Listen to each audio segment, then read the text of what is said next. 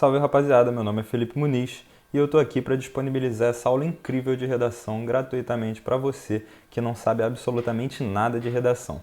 Então, se você não sabe nem por onde começar, me acompanha até o final que eu te garanto que você vai poder escrever uma redação aceitável ao final dessa aula, tranquilo? Então, vamos começar aqui pelo começo. Botei uma frase aqui do Otton Moacir Garcia: aprender a escrever é aprender a pensar. Essa frase está aqui neste livro, Comunicação em Prosa Moderna, que é um dos livros que eu uso para basear em todas as minhas aulas de redação, certo? Então, antes de qualquer parada, deixa eu vir aqui para a minha apresentação.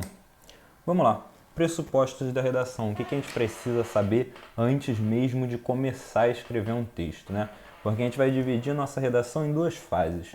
Uma fase pré-textual, que é aquele momento antes de começar a escrever, e uma fase textual, que é a parte prática mesmo, que é quando a gente começa a escrever.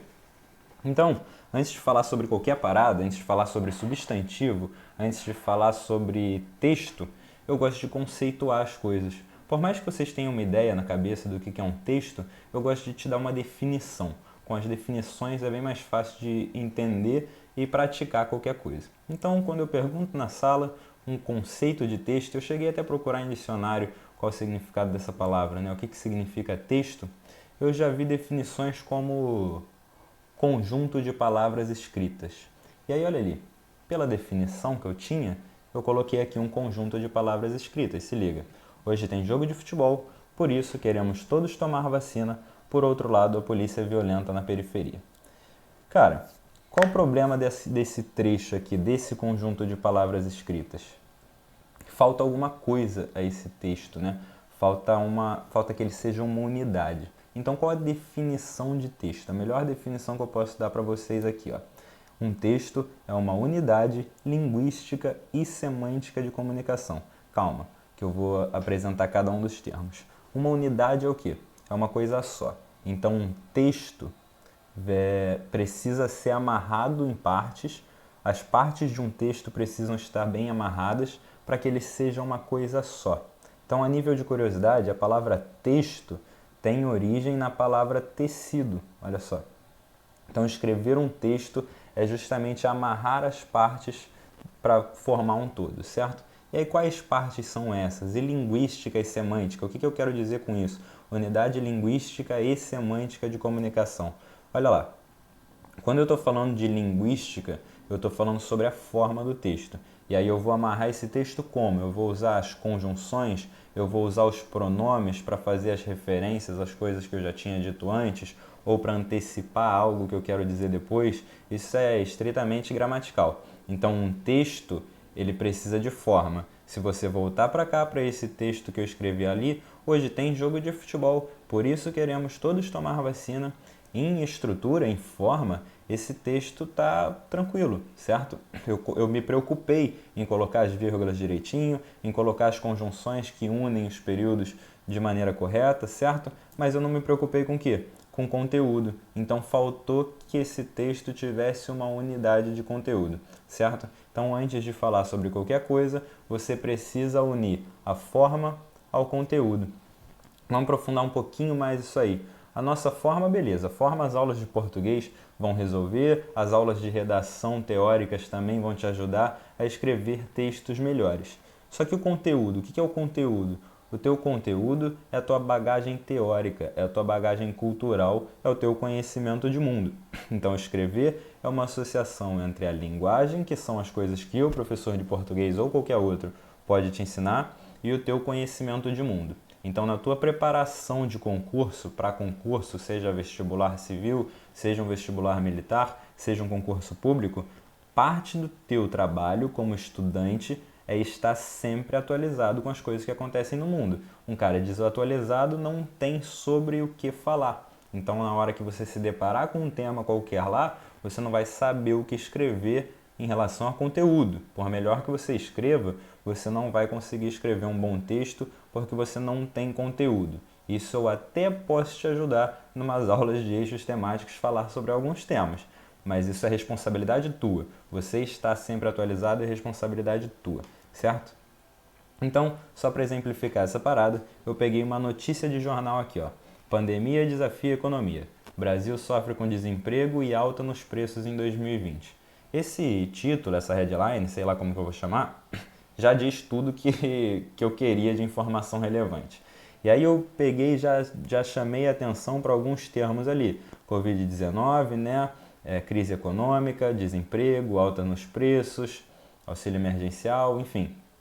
Eu peguei dessa notícia o que eu podia julgar de palavras-chave. O que uma notícia de jornal tem como tipo de texto, né? Que tipo de texto é uma notícia de jornal? É um texto que só apresenta fatos, ele não tenta te convencer de absolutamente nada, ele te apresenta os fatos. Se a gente observar aí, ó, a pandemia de Covid assolou o planeta e provocou efeitos irreparáveis a curto prazo. Verdade, é um fato. A crise econômica que atingiu o Brasil causou desemprego, outro fato. A alta nos preços de produtos básicos como arroz, todo mundo lembra no começo da pandemia que os preços do arroz subiram absurdamente, né? Aí ele fala um pouquinho sobre o auxílio emergencial e outras tentativas do governo para diminuir os impactos econômicos. Nada disso foi útil, né? Nada disso conseguiu amenizar de fato os efeitos negativos da crise, certo? Então isso aqui são fatos, beleza? E é quando a gente escreve um texto de dissertação argumentativa, uma dissertação argumentativa, mais do que apresentar fatos, a gente precisa convencer alguém de determinada coisa, certo? Então como que a gente faz para convencer alguém sobre alguma coisa? A gente vai associar esses fatos que a gente tem na nossa cabeça com algumas referências teóricas. Então, voltando nesse texto aqui, que eu marquei algumas coisas, que tipos de referências teóricas eu posso pegar desse texto para enriquecer uma argumentação que possa aparecer num texto de redação? Olha lá, eu já coloquei ali crise. Nos dicionários, crise é uma situação ou evento que muda o rumo das coisas, beleza? Então, se a gente contextualizar ali para a crise econômica, é uma situação ou evento que muda os rumos da economia. Que situação era essa? A Covid-19, uma situação que mudou os rumos.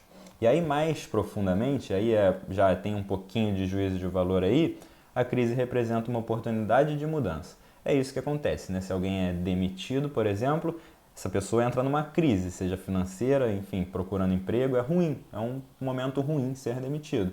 Mas, ao mesmo tempo, isso te dá uma oportunidade de decidir quais rumos você quer trilhar daí pra frente, beleza? Então, crise é uma definição linguística aqui que eu dei para vocês. Outro, emprego e desemprego. O conceito de emprego não existia sempre. O conceito de emprego não existe desde sempre. O conceito de emprego surgiu lá com a produção industrial, com o modelo de produção industrial, que nós passamos a deixar de trabalhar para nós mesmos e agora a gente está sob um contrato com os donos do meio de produção. O conceito de desemprego surge exatamente no mesmo momento, né? Para todas as outras pessoas que não estão empregadas, existe esse conceito de desemprego. Outro conceito importante, teórico, né, é o conceito de consumo, que são divididos em dois tipos, os básicos, o consumo básico, né, que é o exemplo do arroz ali, e o consumo supérfluo, que é o exemplo que é, sei lá, satisfação dos desejos pessoais, né, influenciados ou não pela propaganda. Aí no finalzinho eu também botei outro juizinho de valor, né, influenciados ou não pela propaganda. Por quê? Porque eu quero te mostrar que o meu conhecimento de mundo, ele vai juntar várias áreas do saber. Eu sou um professor de português e redação. A minha área do saber principal, primordial, é a linguagem, certo? Mas para eu escrever um texto bom, para eu escrever uma boa redação, eu preciso necessariamente de conceitos que eu coloquei aqui de linguagem, claro, né, que eu peguei o conceito de crise, eu preciso de conceitos da história, de ciências sociais, ciências políticas, a influência da propaganda, tem até conceito de psicologia aqui, se a gente observar com bastante atenção, certo? Então, o teu conhecimento de mundo, de novo, é responsabilidade tua. Ao longo do ano, a gente vai escrever milhares de redações. Milhares não, né? Menos que milhares. Mas a gente vai escrever muitas redações ao longo do ano. E eu preciso que cada texto, cada tema que eu te sugerir, você vá pesquisar. E aí o aluno fala, mas professor, não adianta eu pesquisar porque na hora da prova eu não vou ter como pesquisar. Sim, é verdade. Mas e é por isso que você escreve tantas redações ao longo do ano, para que você consiga juntar todas essas referências teóricas e lá na frente, qualquer tema que aparecer, o conceito de crise, por exemplo, pode te ajudar. Qualquer outro tipo de tema que aparecer, o conceito de democracia pode te ajudar, o conceito de cultura pode te ajudar, enfim, sacou? Então, conhecimento de mundo é a união de todas as áreas do saber e todas as coisas que você tem na tua cabeça guardadas. Então, é importante, mais do que estudar disciplina da escola, você tem que estar sempre atento e se tu não gosta de ver jornal, porque ver jornal é chato pra caramba, tu vai ter que ver jornal porque é determinante para o teu ano de vestibular que você saiba o que está acontecendo no mundo. Estudar também é chato. Então vamos lá. Agora vamos passar para a nossa prática mesmo de texto. Linguagem. Há 2 registros de linguagem. Na verdade não são 2 registros de linguagem, são 4, mas são divididos em 2 grandes grupos, né? Um registro formal e um registro informal. Simples, simples. Formal você segue as regras gramaticais e informal você não segue as regras gramaticais pelas mais diversas razões. Qual é o problema disso aqui? Por que eu estou escrevendo isso? Todo mundo sabe que uma redação precisa estar escrita dentro do registro formal. Lógico, a gente não pode cometer erros de português. O que talvez possa gerar uma confusão na cabeça dos alunos, porque muitos professores pregam essa porra, é que quanto mais formal você for, melhor para o teu texto. Isso é mentira. O registro formal ele pode ser muito erudito ou super formal, ou só atender a norma culta. Qual a diferença dessas paradas? Um super culto ou erudito, ele acaba sendo mais difícil de ler. Né? Imagina que um corretor de prova é um professor, né? Um ser humano que vai corrigir tua prova, então você quer facilitar a vida dele. Para facilitar a vida dele, você vai escrever um texto objetivo, direto e simples, beleza? Você não precisa daquelas conjunções complexas, daquelas palavras difíceis, se o único objetivo é que você tenha uma conjunção que cumpra aquela função específica. Se você quer uma conjunção conclusiva, por exemplo, então basta, então dá conta tanto quanto qualquer outra conjunção conclusiva. Você quer facilitar a vida do teu corretor, você quer que ele pegue tua redação, comece a ler e termine rápido de ler. Quanto mais tempo eu, como corretor, demoro para ler uma redação, se eu fico voltando, tentando entender o que você quis escrever ali, o que você quis dizer, primeiro que vai me dar mais tempo para encontrar erro no teu texto, né? E segundo que dificulta meu trabalho mesmo, vou ficar irritado tentando entender uma redação que nem soa natural, porque é muito fácil perceber que um aluno está usando palavras, uma linguagem, um vocabulário que está fora da naturalidade dele. Então eu quero textos simples, eu não quero textos extremamente eruditos, as coisas são simples. Um texto de 30 linhas é até fácil de escrever, é até fácil. Então, e o registro informal, eu não preciso nem dizer que você vai fugir do registro informal. Seja o uso das gírias, seja os erros gramaticais, a gente vai ter que tirar essa parada do teu texto. E aí agora vamos para a dissertação argumentativa. Eu fiz um passo a passo aqui, é bem simples. E eu coloquei um tema aqui só para ilustrar a discussão, né? Para nossa conversa aqui não ficar vaga, não ficar falando coisas aleatórias. Então eu botei esse tema aqui que vai ser o tema da aula. A proibição do porte de armas é uma medida acertada no sentido de reduzir a violência no Brasil? Ó, não quero entrar nesse mérito, nessa discussão. Eu coloquei esse tema aqui porque ele era categórico, é fácil da gente se posicionar sim e não, né? Ou não, né, na verdade. Posso falar sim, a proibição de armas é uma medida acertada, ou não, a proibição de armas não é uma medida acertada nesse sentido de reduzir a violência no Brasil. O que acontece? Os alunos, via de regra, eles querem começar a escrever o texto pela introdução. Ele vai, pega e começa a escrever a introdução dele lá. Isso é muito problemático, porque a tua introdução tem algumas funções, e essas funções só vão ser cumpridas perfeitamente se você tiver planejado o teu texto todo. Então, como eu estava falando lá no começo, naquela frase pré-textual, você vai preparar o teu texto, tem alguns passos anteriores à introdução. O primeiro passo é o brainstorming. Acho que a gente nem tem uma palavra para isso em português, mas tradução literal aí é tempestade de ideias. Por que tem esse nome? Porque os pensamentos humanos, nós como seres humanos, os nossos pensamentos aparecem na nossa cabeça de maneira desorganizada. Não é organizado como um texto escrito. Os nossos pensamentos aparecem à medida que aparecem e conforme aparecem, certo? Então, eu preciso que você, de maneira desorganizada mesmo, conforme os pensamentos aparecem na tua cabeça, você escreva um rascunho. E aí você vai escrever tudo que vier à cabeça. Não é nem tudo que for relevante, não. É tudo que vier à cabeça sobre o tema. Enquanto eu estou falando aqui, tu pode ir pensando sobre proibição de armas. O que eu sei sobre proibição de armas? Eu sei que tem alguns países que proíbem, eu sei que tem alguns países que permitem. Eu sei qual é o impacto, né, positivo e negativo nesses lugares. Eu sei que a violência no Brasil é problemática e por isso só que existe a discussão do cidadão comum ter ou não ter armas, né? Porque se a gente não vivesse num lugar violento, se a polícia e as autoridades fizessem o trabalho de nos manter protegidos, a gente não ia correr atrás de proteção, né? Não ia ter essa discussão. Enfim, esse é o primeiro momento. Tu faz o brainstorm de maneira desorganizada mesmo, porque é assim que os pensamentos vêm à tua cabeça. Isso é um rascunho, você não está pensando ainda na produção do seu texto, você está pensando no teu conhecimento de mundo, você está juntando as informações que você tem para que você possa escrever um texto. Segundo passo, agora é o planejamento. É uma seleção e organização de ideias, porque você escreveu lá num papel tudo que você sabia sobre o tema, algumas ideias foram boas, outras ideias foram piores, outras bem ruins, enfim. A grande vantagem é que você só precisa de dois, você precisa de dois bons argumentos para escrever uma redação. Então todos aqueles argumentos bosta que tu pensou, você não vai usar. Você vai passar a usar, você vai usar só dois, você vai escolher seus dois melhores argumentos. E aí, uma vez que você selecionou dois argumentos, eu já selecionei para mim, daqui a pouco você vai ver quais foram os dois argumentos que eu selecionei, a gente vai organizar essas ideias respondendo o que, né? Qual é o meu argumento central? Tipo, a arma por si só não é violenta, né? Ou quem é violento é humano. A arma é um instrumento que pode potencializar a violência. Isso é um posicionamento, né? Isso é um argumento. A arma é só um instrumento que potencializa a violência.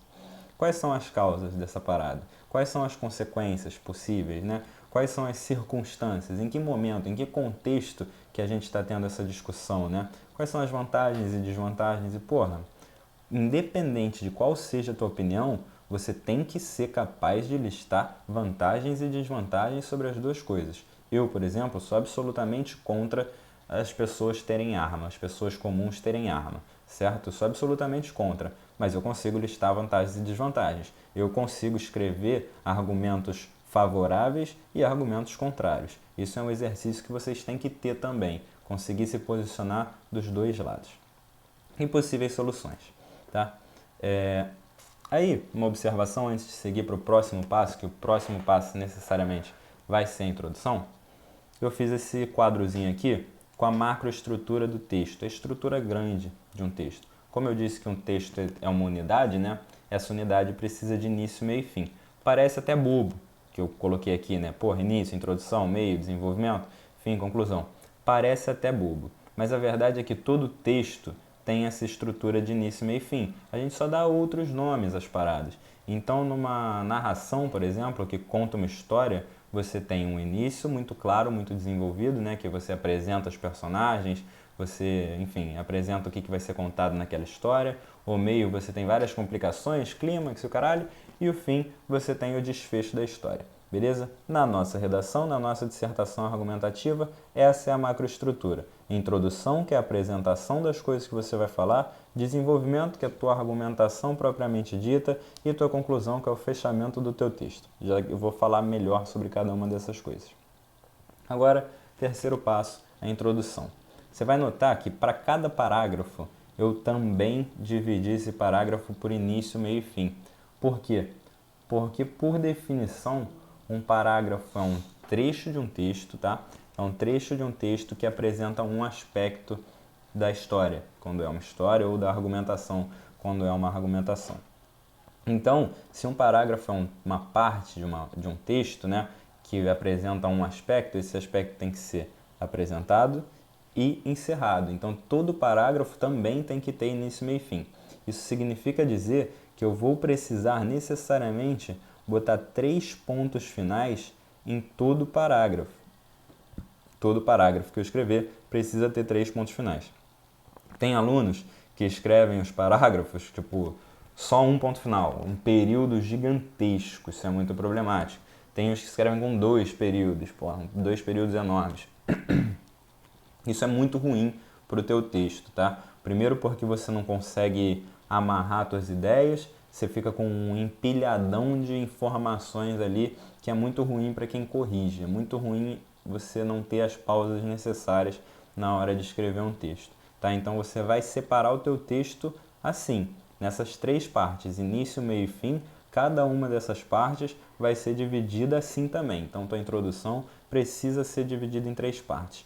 E aí, até facilita no fim das contas, porque agora você sabe o que escrever em cada uma das partes. Se uma introdução você faz em 6 ou 7 linhas, você sabe que em 2 linhas você consegue apresentar o tema, em 2 linhas você consegue citar esses argumentos e ao final você consegue escrever a tua tese em 2 ou 3 linhas tranquilão. Deixa eu falar sobre cada uma dessas coisas então. Qual a função da introdução? Intro, né? Para dentro, Indução é de conduzir, né? Você levar para dentro. Então você leva o teu leitor para dentro do teu texto. Isso significa dizer que na introdução você precisa mostrar para o teu leitor tudo que você vai falar. De maneira superficial, lógico, você não vai aprofundar nada na introdução, mas você vai apresentar o tema, ele tem que saber sobre o que você está falando. Você vai citar seus argumentos, o teu leitor precisa saber quais argumentos você vai usar para defender a tua tese, né? E você vai desenvolver uma tese. Uma tese é uma sugestão de abordagem. É qual o teu posicionamento, qual a tua opinião. Mas isso tem que ser sugerido, né? Ele não vai ser, minha opinião é tal, ou eu acho qualquer coisa. Porque esse texto é um texto impessoal também. Você não vai se colocar no texto de forma alguma em primeira pessoa, tá? Então, você vê que eu apresento o tema, eu apresento os argumentos e eu apresento o meu posicionamento. É isso que a introdução tem que fazer. Botei lá o tema de novo, né? A proibição do porte de armas é uma medida acertada de reduzir a violência no Brasil? E aí, olha só, já coloquei um ponto de vista e eu já desenvolvi uma tese, tá? Olha o ponto de vista ali, uma concordância parcial. Já te falei no começo da aula que eu sou absolutamente contra armas com pessoas. Mas enfim, eu fiz esse texto aqui com concordância parcial para te mostrar 2 coisas. Que é possível argumentar com algo que você não acredite, né? É preciso argumentar favorável ou contrário a qualquer coisa, se você for um bom argumentador. E eu queria te mostrar também que você concordar parcialmente com alguma coisa não é ficar em cima do muro. Então, às vezes, alguns professores falam, você tem que se posicionar, você não pode ficar em cima do muro. Mas eu não estou em cima do muro quando eu concordo parcialmente com alguma coisa. Eu estou dizendo que eu vejo pontos positivos e pontos negativos. Eu concordo aqui. Aí eu fiz a tese lá, né? Eu desenvolvi a tese, eu mostrei aquela sugestão ali, ó. A proibição ajuda como parte de um programa maior de transformação social e cultural. Enfim, é legal. Se eu tiver menos armas na rua, vai ter menos risco de violência à mão armada, lógico. Mas isso só vai ser útil para reduzir a violência no Brasil se for parte de um programa maior de transformação social e cultural, porque a gente acredita que a violência ela tem as raízes nos problemas sociais e culturais do país, né? Então, beleza, isso é uma concordância parcial. Então, tem que te falar aqui também que nenhum avaliador de nenhuma banca do planeta Terra vai avaliar qual é a tua opinião sobre qualquer tema. Ninguém está nem aí para qual é a tua opinião sobre o tema. O que a gente quer saber é se você consegue sustentar de maneira eficiente. Se você consegue usar seus métodos de raciocínio lógico para sustentar uma opinião, se você consegue fundamentar tua argumentação com indícios, evidências e, enfim, argumentar mesmo, né? Daqui a pouco eu vou te falar sobre isso. Agora eu vou te falar sobre isso. Argumentação versus argumento. E aí, cara, isso é legal dizer só porque eu quero te mostrar que um argumento é uma estrutura. Mas antes eu vou falar aqui a argumentação. A argumentação todo mundo sabe. Eu pergunto em sala de aula no 7º ano, os moleques respondem. Que é tentar convencer alguém sobre alguma coisa. Convencer alguém sobre determinado ponto de vista. Então uma argumentação é um processo de convencimento, certo? E um argumento?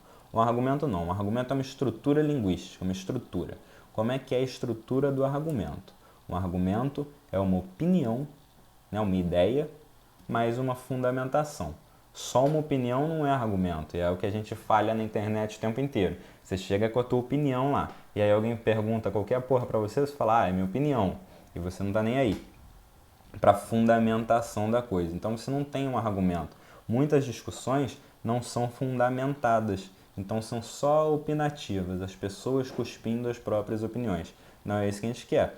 Por outro lado, só fundamentação também acaba não surtindo efeito nenhum. Às vezes você fica com uma fundamentação como uma notícia de jornal, que você fica colocando indícios, evidências de nada, no fim das contas, né? Exemplos de nada, de coisas que acontecem ou aconteceram.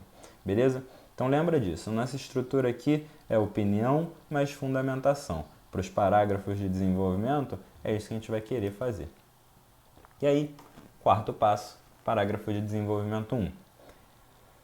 Tem 1000 formas de fazer um parágrafo de desenvolvimento, assim como tem milhares de formas de fazer um parágrafo de introdução. Né? Eu só estou mostrando um jeito, isso é importante que você saiba. Nessa aula de hoje eu estou mostrando um jeito que eu acho mais simples, mas daqui para frente eu vou apresentar aulas de introdução separadamente, aí eu vou apresentar 7, 8 formas de fazer introdução, vou apresentar aula de desenvolvimento e aula de conclusão. Mas para você que está começando agora e não sabia nem por onde começar, agora você vai conseguir escrever um texto com essa estrutura aqui. E a gente pode mudar essa estrutura, mas a princípio eu quero usar essa estrutura aqui. Olha lá, dividir o meu parágrafo em 3 partes de novo. E aí início, meio e fim. No início, a primeira coisa que eu faço no meu parágrafo de desenvolvimento é uma parada chamada tópico frasal. Beleza? Tópico frasal, acho que você já deve ter ouvido essa palavra várias vezes. O que significa essa parada? É uma frase, né, que indica qual o tópico que vai ser discutido. Então é bem autoexplicativo mesmo. É uma frase que vai indicar o que eu vou discutir. Então, é como se eu estivesse retomando a citação dos argumentos que eu botei lá na introdução. Lembra que na introdução, no meu segundo período, eu citei os argumentos?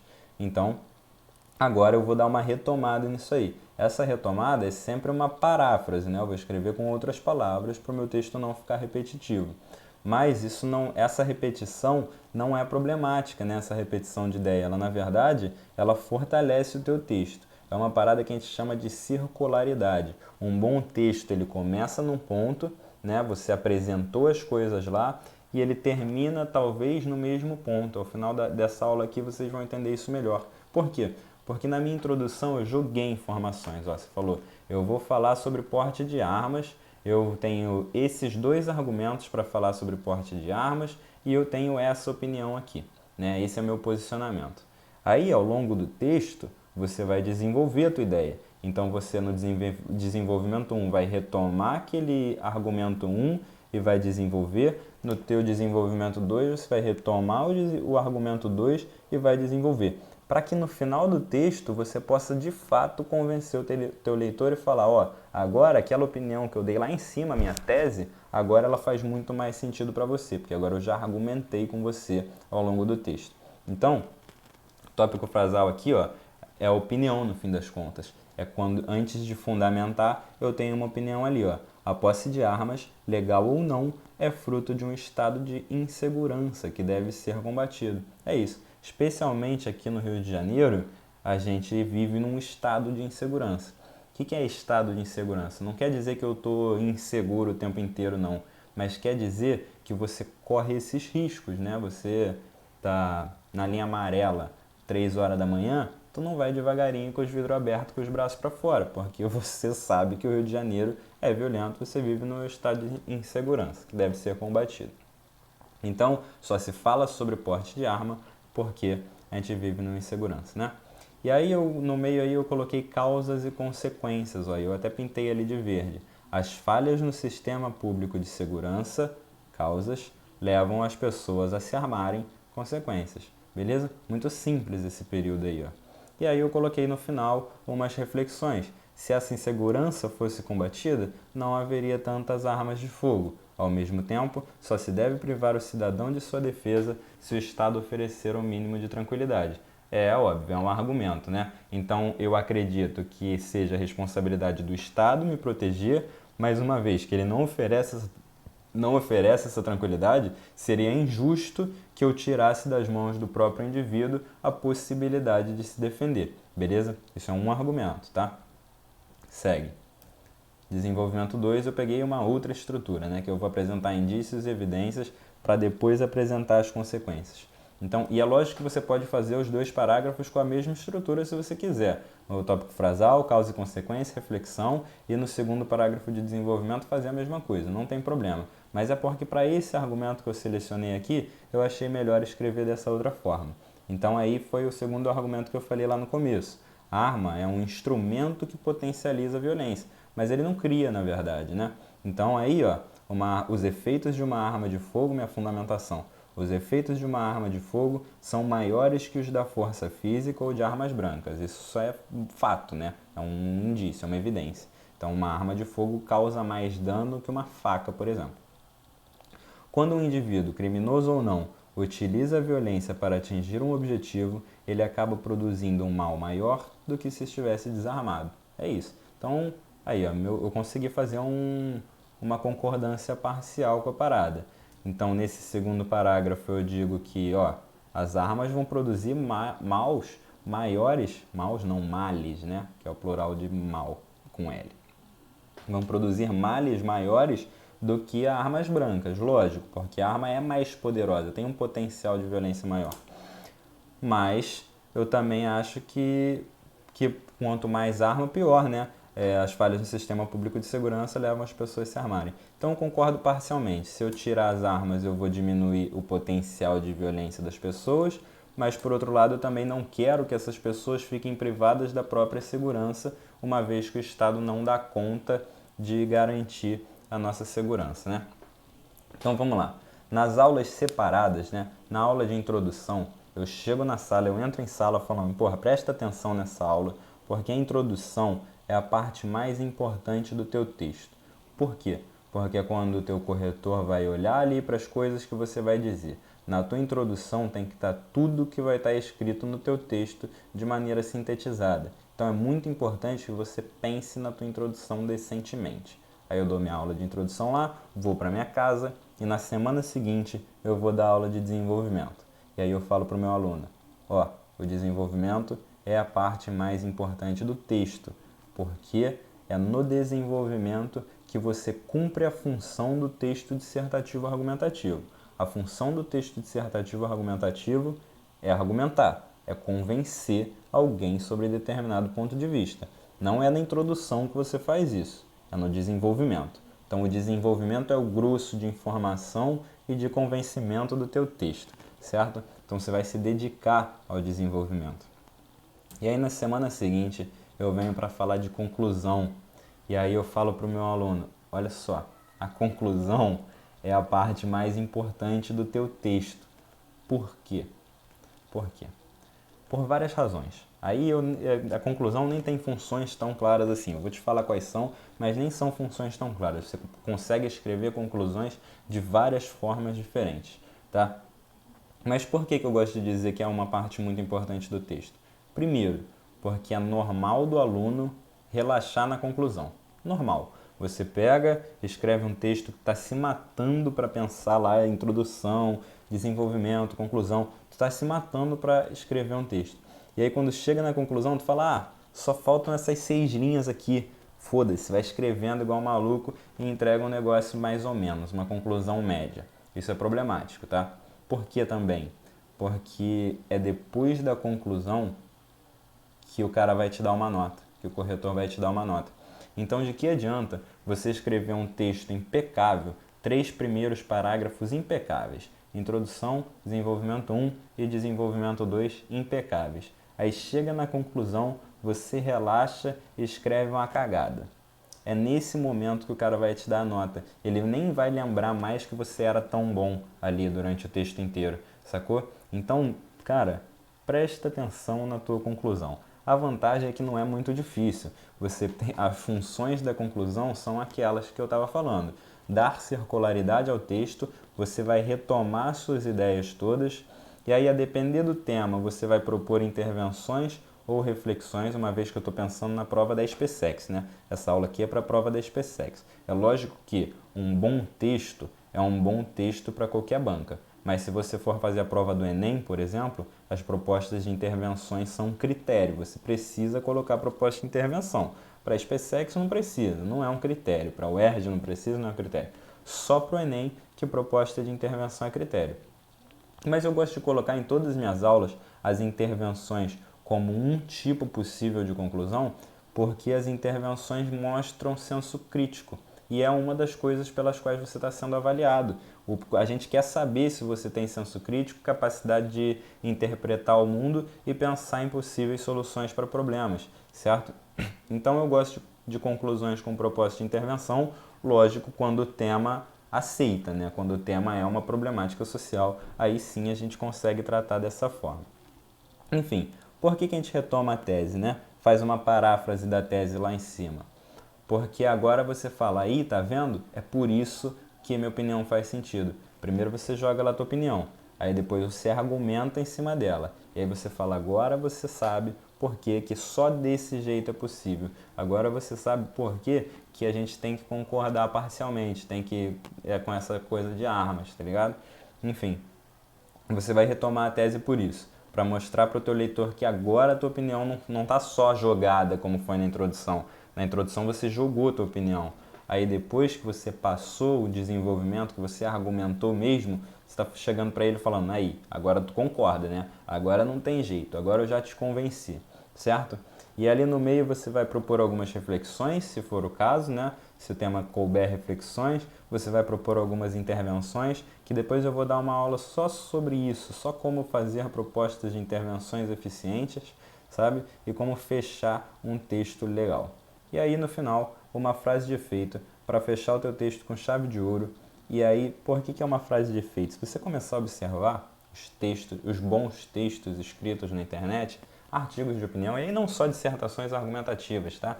Artigos de opinião, enfim, bons textos. Eu tinha um professor uma vez, não lembro nem quem era, mas eu lembro do conceito, eu lembro que ele me falou que eu achei muito maneiro, que ele me falou que se eu quiser saber se eu fiz uma conclusão boa, eu tenho que pegar, escrever numa folha pautada assim, do começo ao fim, até aquele último pedacinho da folha, eu escrevo e meto um ponto final lá. Aí eu entrego essa folha para alguém ler. E aí essa pessoa vai pegar, vai ler, e ao final da leitura dela, se ela virar a folha para ver se tem mais coisa escrita atrás, quer dizer que eu falhei na conclusão do meu texto. Essa frase de efeito ao final, ela serve para você mostrar para o teu leitor que o texto acabou. Teu texto não está acabando, teu texto acabou. Então a frase de efeito vai fechar o teu texto para que o cara não vire a folha procurando mais coisa, para que o cara não pense que tem mais coisa para ser dita ali naquele texto, beleza? Então aí eu vou também mostrar referências para vocês de como fazer frases de efeito eficientes para a tua conclusão, certo? E aí, para fechar aqui as considerações finais, né? O que se espera de um bom texto? Essas são as qualidades que eu consegui listar de um bom texto, de uma boa redação. Ah, para a SpaceX? Não, para qualquer banca. Qualquer coisa que você vai escrever na vida, se qualquer coisa que você vai escrever na vida, uma carta, uma dissertação, uma história, você precisa dessas coisas todas. Primeira delas, coesão. Coesão é o que transforma um texto num texto. Coesão é o que amarra as partes do texto. Então você vai precisar saber sobre pronomes, você vai precisar saber sobre conjunções, você vai precisar saber sobre coordenação e subordinação, que é um conceito gramático de relação entre sentenças. Você vai precisar saber sobre várias coisas de português. A coesão é você amarrar o teu texto para que ele seja como um tecido do começo ao fim. Você precisa de clareza, lógico, você não quer deixar ninguém em dúvida com o que você está pensando, o que você está escrevendo, caraca, o que ele quis dizer com isso? Clareza é determinante, e aí em clareza, leia-se, você vai escrever um texto direto, objetivo e simples, você não vai ficar tentando florear, em 30 linhas você não tem nem espaço para ficar floreando muito, certo? Você precisa de coerência. Coerência, quando eu falo em sala de aula, a primeira definição que me passam é fazer sentido. Coerência é fazer sentido. E essa não é uma definição de todo ruim, não, né?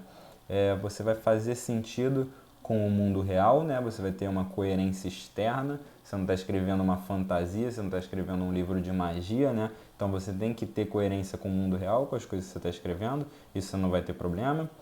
E você precisa ter coerência internamente. Essa que é a dificuldade de escrever uma redação com um posicionamento como esse, de concordância parcial, né?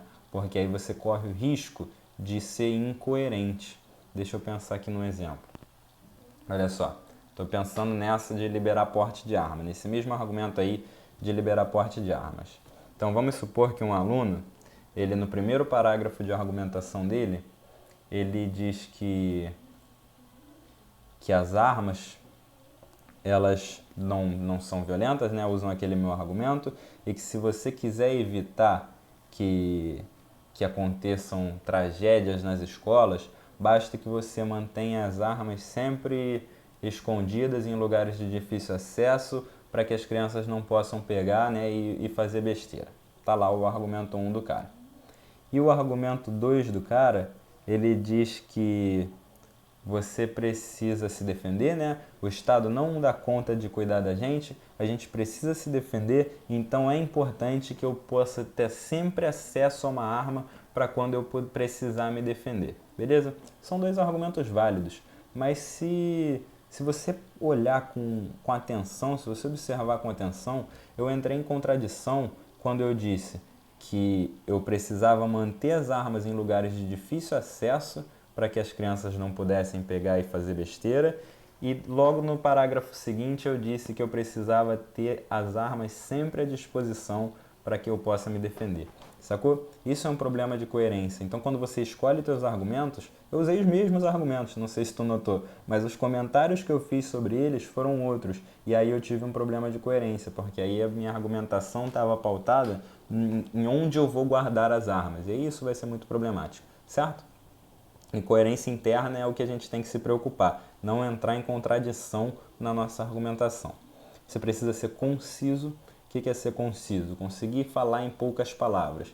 Porra, você tem 8 linhas para escrever um bom parágrafo de desenvolvimento. Então você tem que escrever em 8 linhas o máximo de informação relevante que você conseguir. Não é para encher linguiça, né? Não é para escrever coisa pra caralho, não. Você precisa ser conciso, com poucas palavras dizer muitas coisas. É o contrário de prolixo, né? O cara que fala e não diz nada. Muitos textos são muito prolixos e o cara repete as informações diversas vezes, e isso é muito problemático. Então olha lá, coesão, clareza, coerência e concisão. Beleza? Tudo isso aí é português, pô. Tudo isso aí é português, é teu estudo mesmo teórico. Coesão, clareza, coerência e concisão. Aí os outros três não. Os outros três são a tua bagagem mesmo. Profundidade é de que maneira você consegue falar sobre esse tema. De que maneira você consegue falar sobre porte de arma. De que maneira você consegue falar sobre pandemia. De que maneira você consegue falar sobre redução da maioridade penal, aborto, enfim, qualquer parada. Qual é a profundidade da tua discussão sobre esse tema, né? Você só sabe falar de futebol ou tu sabe falar de coisas relevantes também, né?